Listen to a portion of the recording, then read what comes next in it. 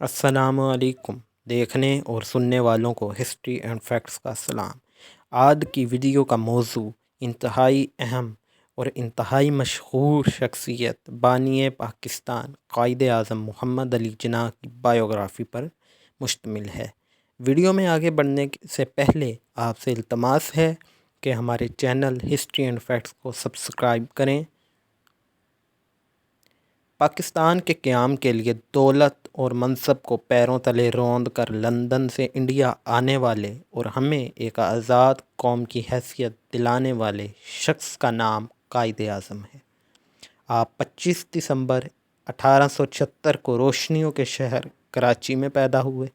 آپ کے والد کا نام پونجا جناح تھا۔ آپ اپنے بہن بھائیوں میں سب سے بڑے تھے۔ آپ نے باقاعدہ تعلیم کراچی مشن ہائی اسکول سے حاصل کی۔ اعلیٰ تعلیم کے انگلستان چلے گئے۔ وہاں جا کر آپ نے ملازمت کی اور پھر کچھ عرصہ بعد ملازمت چھوڑ دی اور قانون کی تعلیم حاصل کرنے کے لیے داخلہ لے لیا۔ 1896 میں وہاں سے قانون کی ڈگری حاصل کی۔ اس وقت آپ نے سیاست میں بھی حصہ لینا شروع کر دیا۔ انڈیا واپس آنے کے بعد آپ نے ممبئی میں وکالت شروع کی اور جلد ہی بہت نام کمایا۔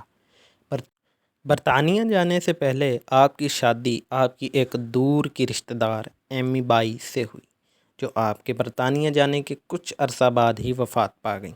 قائد اعظم محمد علی جناح نے نہ صرف تاریخ کا دہارا بدلا بلکہ دنیا کا نقشہ ہی بدل کر رکھ دیا۔ قائد اعظم آل انڈیا مسلم لیگ کے وہ قائد تھے جن کی قیادت میں پاکستان نے انگریزوں سے آزادی حاصل کی۔ آپ کو پاکستان کا پہلا گورنر جنرل بننے کا اعزاز بھی حاصل ہے۔ ابتدا میں آپ انڈین نیشنل کانگریس میں شامل ہوئے۔ کانگریس سے اختلافات کی وجہ سے آپ نے اس پارٹی کو چھوڑ دیا اور مسلم لیگ میں شامل ہو گئے۔ آپ نے مسلمانوں کے حقوق کی خاطر 14 نکات پیش کیے۔ مسلم لیڈروں سے اختلافات کی وجہ سے آپ برطانیہ چلے گئے۔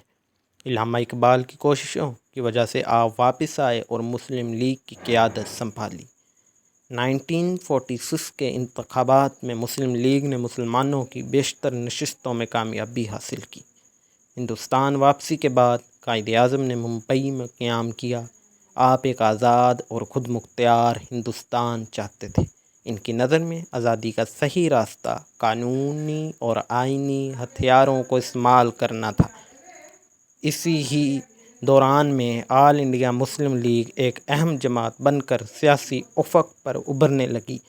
23 مارچ 1940 کو قرارداد پاکستان پیش ہوئی، جہاں سے پاکستان کی آزادی کی تاریخ شروع ہوئی۔ 1940 کے بعد قائد اعظم تپ کا شکار ہوئے۔ صرف ان کی بہن اور ان کے چند قریبی لوگ ان کی حالت سے واقف تھے۔ آپ کی ان تک محنت اس وقت رنگ لائی جب 14 اگست 1947 کو دنیا کے نقشے پر پاکستان بن کر ابھرا۔ آپ پاکستان کے پہلے گورنر جنرل بنے، اس لیے آپ کو مستحکم پاکستان بنانے کے لیے دن رات ایک کرنا پڑا۔ بدقسمتی سے آپ قیام پاکستان کے بعد زیادہ عرصہ حیات نہ رہ سکے اور 11 ستمبر 1948 کو دنیائے فانی سے کوچ کر کے اپنے خالق حقیقی سے جا ملے۔